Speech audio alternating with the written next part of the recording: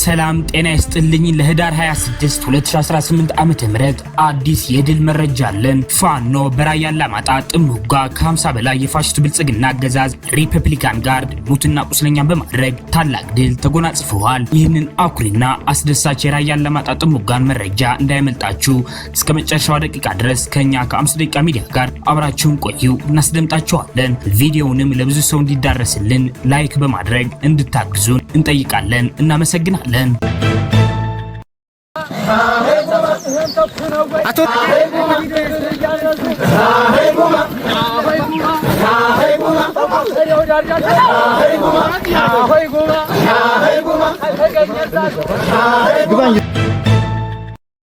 ሰበር ዜና። ጤና ይስጥልን ውድ የ5 ደቂቃ ሚዲያ ተከታታዮች፣ የዕለቱ አዳዲስ የፋኖ ትግሎችና አንኳር ነጥቦች በዚች በ5 ደቂቃ ጊዜ ውስጥ አጠር አድርገን ልናቀርብላችሁ መጥተናል። በቅድሚያ አርዕስተ ዜናዎች እናስደምጣችሁ። በቢቸና ከተማ የአገዛዙ ኃይል ንጹሃን መረሸኑን ተሰምተዋል።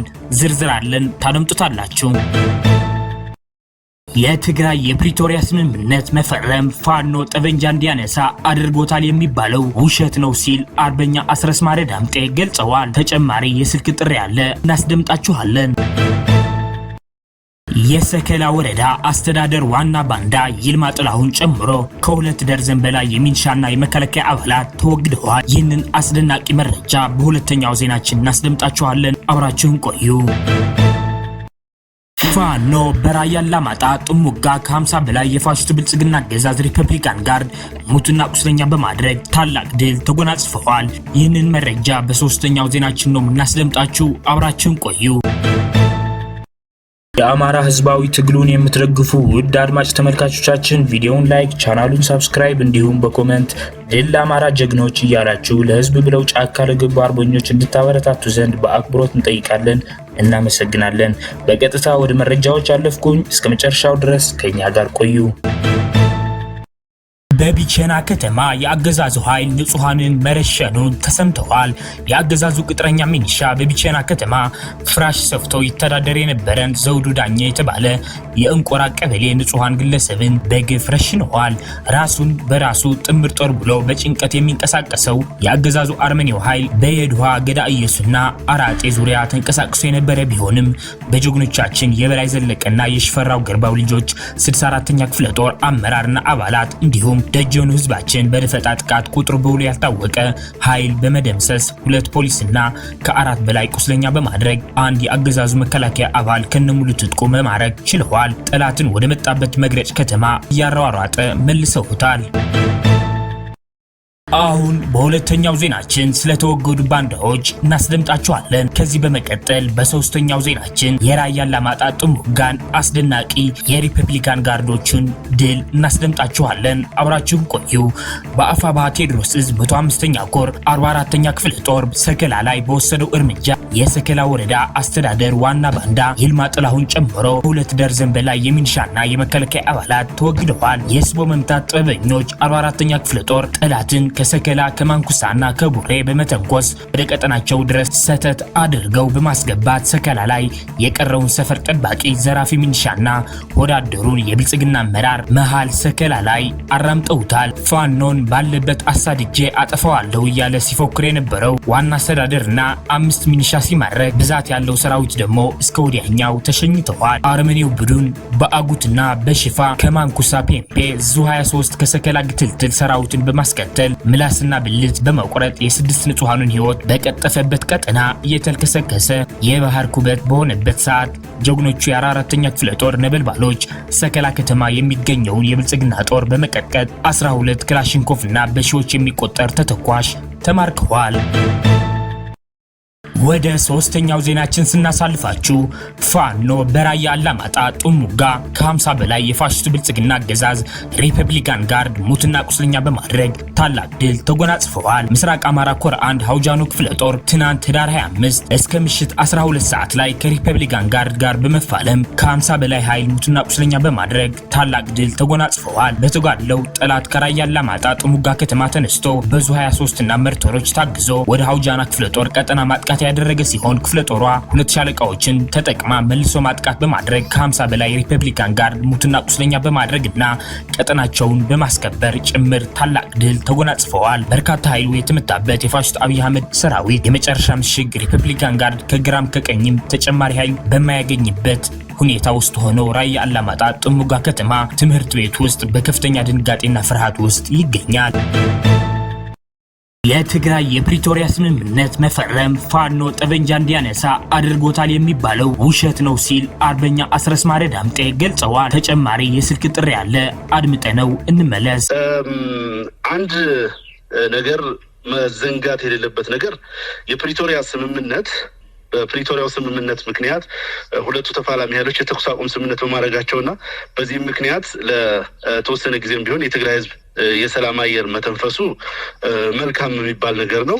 እሱም በመልካም የምናየው ነገር እንደሆነ መታወቅ አለበት። ነገር ግን የፕሪቶሪያ ስምምነት በተደረገበት ጊዜም ከዛ በኋላም በተለይ በአንድም በሌላም ምክንያት የጦርነቱ አካል የነበረው የአማራ ኃይል ከዚህ ስምምነት የተገፋ ወይም በሚመለከተው አካል ያልተወከለ በመሆኑ ወይም ደግሞ የአማራውን ህዝብ ጥያቄ ሀሳብና ፍላጎት ኮንሲደር ያላደረገ ስምምነት የአማራን የፖለቲካ ኃይሎች ኤክስክሉድ ያደረገ ስምምነት መደረጉ በሂደቱም የፕሪቶሪያ ስምምነት ተፈርሞ ሳይጠናቀቅም ጭምር ተቃውሞ አቅርበናል። ኦፊሻሊ በጊዜውም አስተያየት ሰጠንበታል። በርካታ ሰዎችም ያንን አስተያየት ሲሰጡ ነበር። ስለዚህ በአንድ በኩል የፕሪቶሪያ ስምምነት መሰረታዊ ዓላማው የህገ መንግስቱን ይሄ በተለይ ለአማራ ህዝብ መዋቅራዊ ጭቆና አምጥቷል የምንለውን ህገ መንግስት ወደ ቦታው የሚመልስ በመሆኑ መሰረታዊ የሚባሉ ለውጦችን ሊያመጣ የሚችል መደላድል የመፍጠር እድልን ያባከነ ከዚህ በፊት ከባከኑት ኢትዮጵያ ውስጥ ዘላቂ ሰላም ሊያመጡ ከሚችሉ እድሎች ከባከኑት እንደ አንደኛው ሊቆጠር የሚችል ነው። ምክንያቱም ከፊሉን የፖለቲካ ኃይል ያላካተተና ያን ነገር መልሶ የችግሩ ምንጭና የነበሩ በተወሰነ ደረጃ ዋናው የጦርነቱ ምክንያት የስልጣንና ሌሎች ነገሮች ቢሆኑም በመሰረታዊነት ግን በዛ አጋጣሚ የችግሩ ምንጭ መቅረፍ የሚቻልበትን እድል የነፈገ መሆኑ የራሱ ስህተቶች እንዳሉበት ግልጽ ነው። ዛሬ የምናምንበት ጉዳይ ነው። ነገር ግን የፕሪቶሪያ ስምምነት መፈረም አይደለም ፋኖን ጠመንጃ እንዲያነሳ ፋኖን አብይ አህመድን እንዲታገል ያደረገው።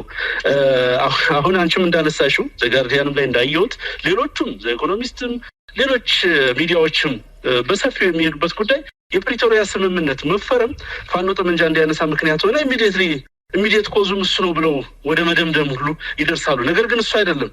እንደሚታወቀው የክልሉ የብልጽግና መዋቅር የክልሉ ፕሬዝዳንት በይፋ በደብዳቤ ፈቃድ በሰጠው መሰረት የሀገሪቱ መከላከያ ሰራዊት ከተቀመጠለት ህገ መንግስታዊ ተልዕኮ በአዋጅ ከተቀመጠለት ዓላማ በተጻረረ መልኩ በራሱ ህዝብ ላይ ጦርነት ለማወጅ አስቦ በተለይ ደግሞ የአማራ ህዝብ ላይ የአማራን ህዝብ ትጥቅ በማስፈታት ጠመንጃ በመቀማት ዲሚሊታራይዝ አደርጋለሁ ብሎ የጀመረው እንቅስቃሴ ነው። ይሄ በድብቅ የተደረገ ሳይሆን በይፋ 11ዱንም አብይ አህመድ እዞች ወደ አማራ ክልል በማሰማራት ጦርነት የከፈተው ራሱ አብይ አህመድ ነው። ስለዚህ ይሄ ጦርነት የመከላከል ጦርነት ነው። የአማራን ህዝብ ህልውና የማስጠበቅ ጦርነት እንጂ የፕሪቶሪያ ስምምነት ወይም ሌላ ጋር በቀጥታ የሚገናኝ ጉዳይ እንዳልሆነ መታወቅ አለበት። ዋነኛው መነሻ ምክንያት ኢሚዲየት ኮዝ ምክንያት አብይ አህመድ ትጥቅ ለማስፈታት አስቦ በእርግጥ ሌሎች ተጨማሪ ምክንያቶችም ሊኖሩ ይችላሉ። ነገሩን ያባባሱት ያጋጋሉት የልዩ ኃይሉ መፍረስ ልዩ ኃይሉ ያለምንም ዋስትና በተለይ የአማራ ህዝብ ያለምንም የጸጥታ ዋስትና ይጠብቀኛል ብሎ ያደራጀው ኃይል እንዲበተን በማድረግ ከዛም በተከታታይነት ጄኔራሎቹም ሲፎክሩ እንደተሰማ ነው።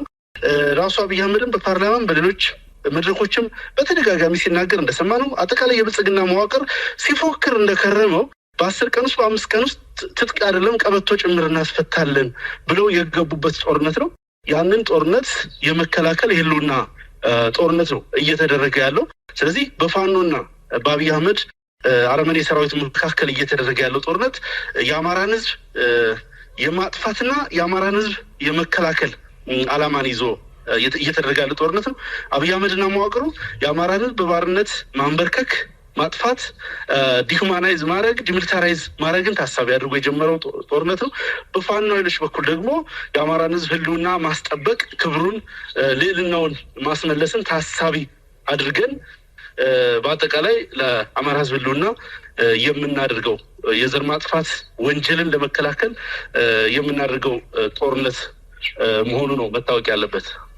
አመሰግናለሁ። ወደ ቀጣዩ ጥያቄ ልለፍ። ጥያቄዎቼ ከዘጋርዲያን ዘገባ ጋር የተያያዙ ናቸው። እንግዲህ የአማራ ህዝብ በተለይ በቁጥር አነስተኛ ሆኖ በሚኖርባቸው አካባቢዎች የዘር ማጥፋት ወንጀል ተፈጽሞበታልና መንግስት የሚጠየቀው የዘር ማጥፋት ወንጀል የፈጸሙትን በህግ ባለመጠየቁ ነው ወይስ ተሳታፊ በመሆኑ ነው? በሁለቱም ነው የሚጠየቀው። አንድ መንግስት በመንግስትነት ሲቀመጥ ሁለት መሰረታዊ ግዴታዎች አሉበት። በተለይ ከሂውማን ራይት አንጻር፣ ከሰብአዊ መብት አንጻር አንደኛው ምንድን ነው? ይሄ ኔጌቲቭ ኦብሊጌሽን የሚባለው ነው። አለመፈጸም፣ አለማድረግ፣ የሰብአዊ መብቶችን አለመጣስ ወይም ደግሞ በመዋቅሩ በሚያሰማራቸው ኃይሎች በየትኛውም መንግስታዊ መዋቅሩ አማካኝነት በዜጎች ላይ በህዝብ ላይ የሰብአዊ መብት ጥሰቶች እንዳይፈጸም ዘር ማጥፋትን ጨምሮ የጦር ወንጀሎችን ጨምሮ ክራይም አጌንስት ሂውማኒቲ ወይም በሰብአዊነት ላይ የሚፈጸሙ ወንጀልን ጨምሮ ማንኛውንም ወንጀል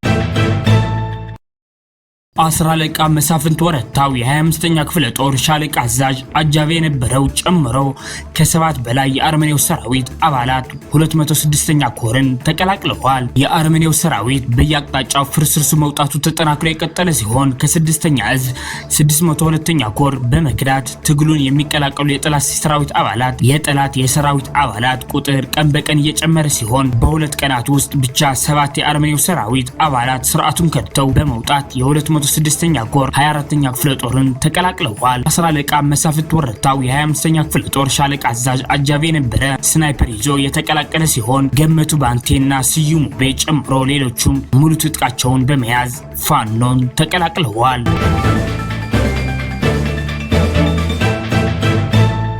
አድማጭ ተመልካቾቻችን ለሰዓቱ የነበሩን የ5 ደቂቃ ዜናዎች እነዚህን ይመስላሉ። በቀጣይ የምንሰራቸው ዜናዎች እንዲደርሷችሁ ቻናሉን ሰብስክራይብ በማድረግ እንዲሁም የደወል ምልክቷን በማብራት ቤተሰብ እንዲሆኑ እንጠይቃለን። እናመሰግናለን።